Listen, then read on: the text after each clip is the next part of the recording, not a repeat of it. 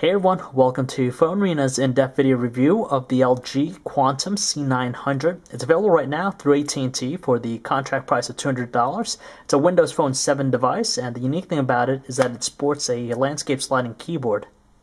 The Quantum is in fact the only Windows Phone 7 device from the onset to sport the landscape sliding form factor. Its design is pretty decent, not the most striking out there, but it works for this device. You have the soft touch coating material all around the sides, and it complements well with the metallic back cover. It gives you that sense of durability.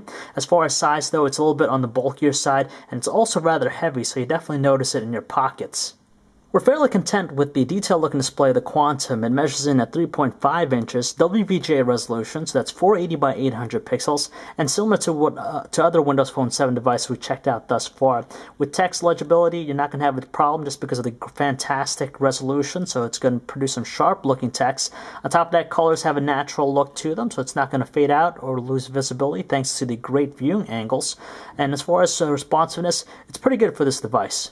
Beneath the touchscreen, you have the touch-sensitive buttons. You only have the back and search, while the start or home key is a physical button. It's a little bit difficult to make out just because it's recessed.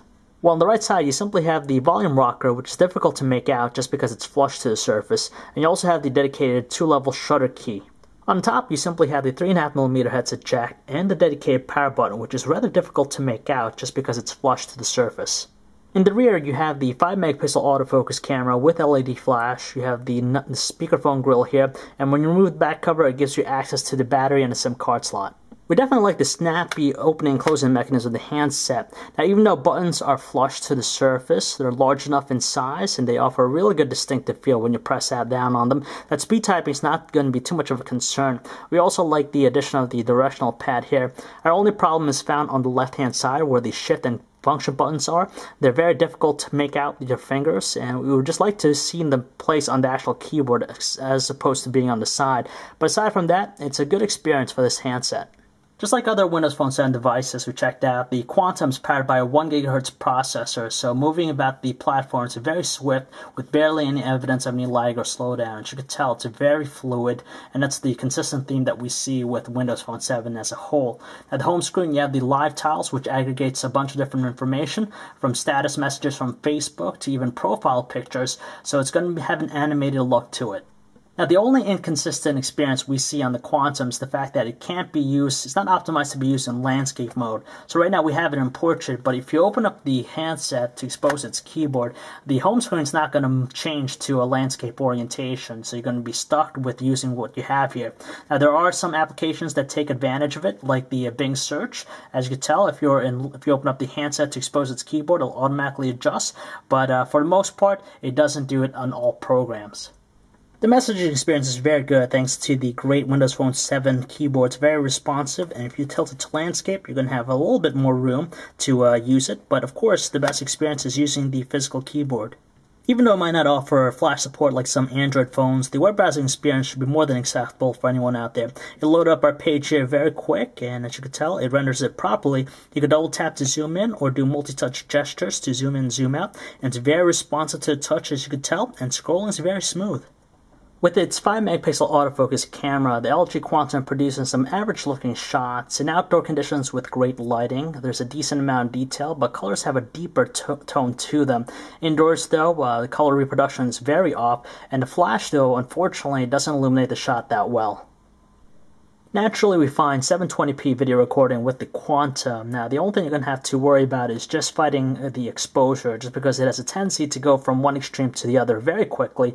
Details average, not the best looking. There is some artifacting that's evident with the shots, and the frame rate's pretty decent enough for most people to tolerate, but the audio recording is a little bit on the crackly side.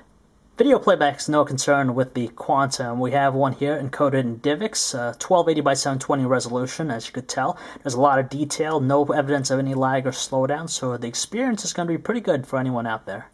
Calling quality is average at best with the Quantum, just because with the earpiece there's a noticeable amount of static that can be heard in the background, and it's most evident when it's placed on the loudest volume setting.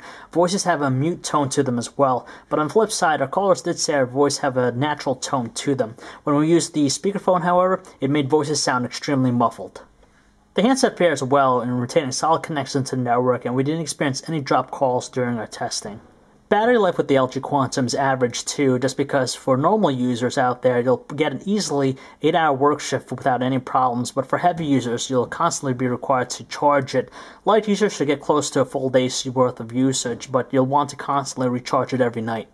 Now, if we're in for a Windows Phone 7, the LG Quantum wouldn't have its general appeal with it. Granted, though, it is the only device right now to sport a landscape keyboard, and it's priced similarly to all the other handsets out there at $200.